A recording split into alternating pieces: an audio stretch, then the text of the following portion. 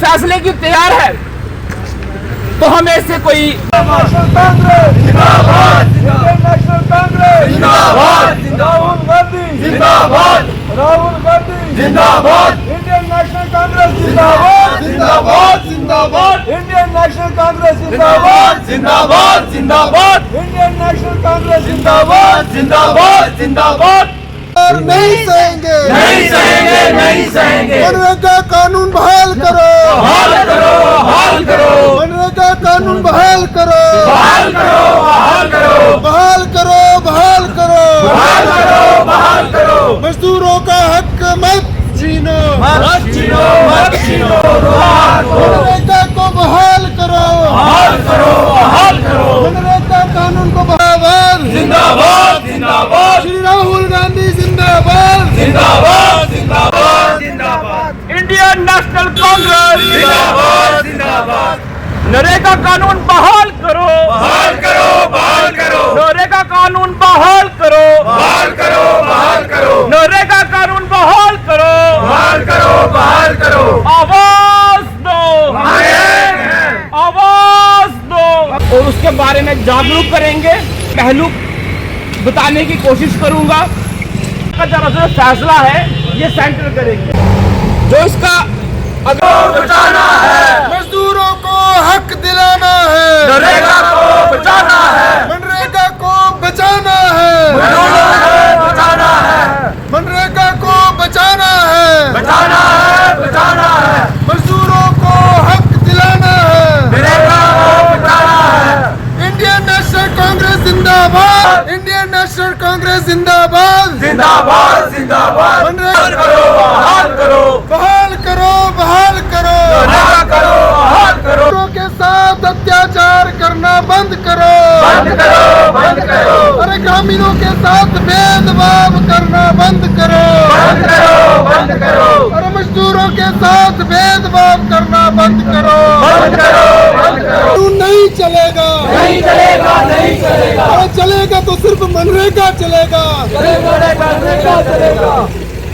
आप सभी मीडिया बंधुओं का शुक्रिया जो आप शॉर्ट नोटिस पे आज यहाँ सभी इकट्ठे हुए हो।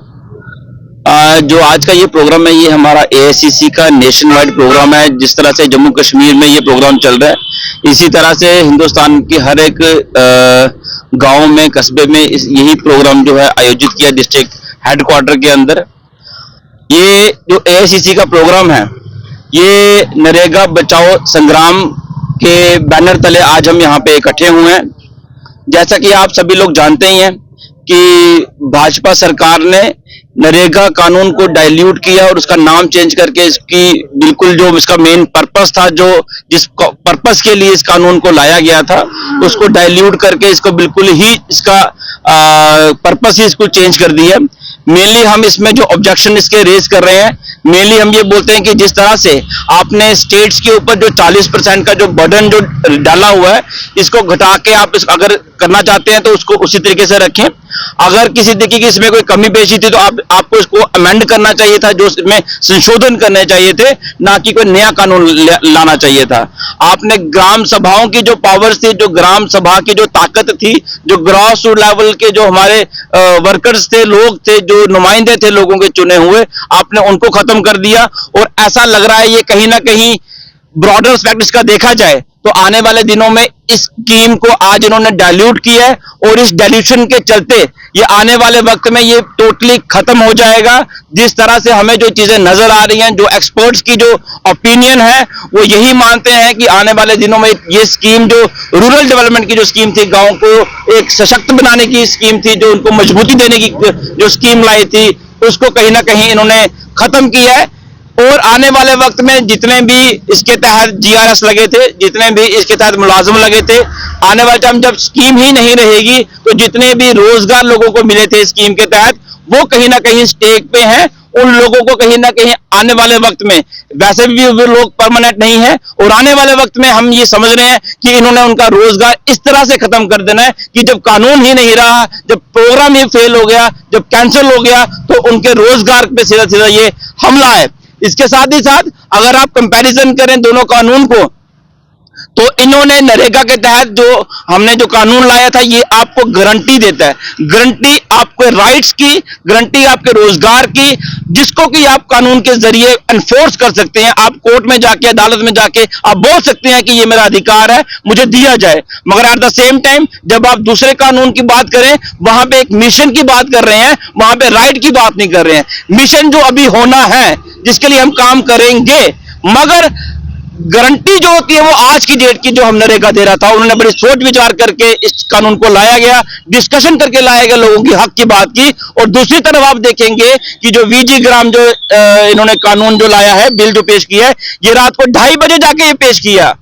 और आज दिन तक ये हिस्ट्री है इनकी, आज दिन तक जितने भी इन्होंने संशोधन की, कानून जो नए लाए हैं, उनमें किसी में भी पार्लियामेंट में जो डिबेट नहीं होती थी। मैं बताना चाहूंगा कि कानून बनाने का एक प्रोसीजर है, पार्लियामेंट के पास पावर है, मगर पार्लियामेंट का एक तरीकाकार है, एक प्रोसीजर है, कानून की डिस्कशंस होती हैं, उसके सही पहलू, उसके गलत पहलू डिस्कशन होने के बाद ये कानून लाते हैं। मगर जब भी इन्होंने कोई काले कानून लोगों के ऊपर थोपे, ये या तो अकेले में थोपे या रात के अंधेरे में लोगों के ऊपर कानून थोपे हैं। इसके चलते हम पुरजोर कोशिश करेंगे और गांव-गांव, घर-घर तक जाके इस मुहिम को पहुंचाएंगे, अपने ग्राम सभाओं को मजबूत करने की बात करेंगे, अपने लोगों को मजबूत दिलाने की बात करेंगे, गरीब आवाम की आवाज हम बात करेंगे। इसी के तहत आज का जो हमारा प्रोग्राम है, ये 1 डे हमारा जो है ये पीसफुल प्रोटेस्ट है, सिंबॉलिक प्रोटेस्ट है। इसके बाद ये उग्र प्रदर्शन जो है ये लेगा। ये पूरे हिंदुस्तान की हमारी जो आबादी है वो सबसे ज्यादा गांव में बसती है, इस चीज का आंकड़ा सबको मालूम है। जम्मू कश्मीर भी उसी तर्ज पे है और जिला रियासी जिसकी 3.5 करोड़ 3.30 लाख से ऊपर आबादी है, ये कुल मिला के 3 करोड़ हम माने तो गांव में बसती है। और वहीं पे ग्राम पंचायत होते हैं। ग्राम पंचायत को तरक्की की तर्ज पे आगे ले जाना, अगर ये मकसद रहता है पंचायत का, तो मुझे बताइए कि जो विकसित भारत की हम बात कर रहे हैं, विकसित भारत का मतलब क्या हुआ कि भारत विकसित हो गया है, तो फिर उसके बाद ग्राम रोजगार आजीविका, आजीविका और रोजगार में फर्क क्या है, ये क्या लफ्ज है, क्या इसकी सेंस है, उसके ऊपर भी क्वेश्चन मार्क होता है कि इसकी डिजाइनिंग किस तरीके से की हुई है। और फिर ग्राम रोजगार आजीविका मिशन एक्ट को छोड़ के आप मिशन की बात कर रहे हैं। और फिर अगर भारत विकसित है तो फिर रोजगार और आजीविका बीच में क्यों आनी चाहिए, इससे पता चलता है कि हम कितने तरक्की की राह पे आगे बढ़े हैं। एक तरफ से हम कह रहे हैं कि जो भारत है वो विकसित हो गया है, तो फिर हमारे पास रोजगार ही नहीं है, हम रोजगार की भी बात साथ में करते हैं, तो फिर हम कितने विकसित हैं, ये इस स्कीम और इस कानून के ऊपर एक प्रश्न चिन्ह है। दूसरी बात, जो ये ग्राम स्वराज की बात है, गांव को सेल्फ रिलायंस बनाना है, गांव जो है वो पंचायतें बनाए और पंचायतों को इंस्टीट्यूशन ऑफ सेल्फ गवर्नेंस कहा जाए। उसके बाद डिसेंट्रलाइजेशन ऑफ पावर्स हो, विकेंद्रीकरण जिसको हम सत्ता का कहते हैं वो हो। और फिर पार्टिसिपेटरी प्लानिंग हो कि लोगों को पूछ के उनके एसेट्स तैयार किए जाएं।